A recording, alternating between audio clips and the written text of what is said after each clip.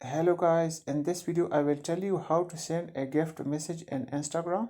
So please watch the full video and also give a like. So let's get started. First of all, when you open Instagram application, then simply tap on the message icon on the upper right corner. Once you tap on this, you will see a list of all your contacts. So select your contact you want to send the gift. I have selected. Now simply tap on the message bar below and type the message.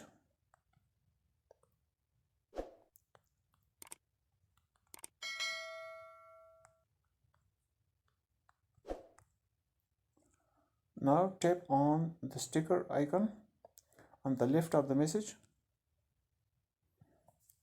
and here search for gift.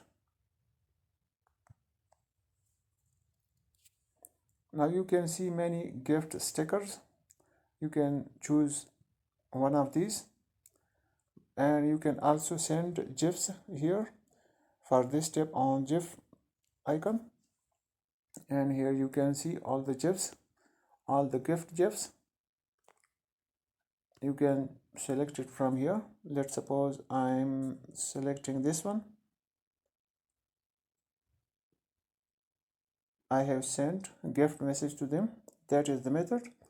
I hope you will like this video. See you in the next video. Goodbye.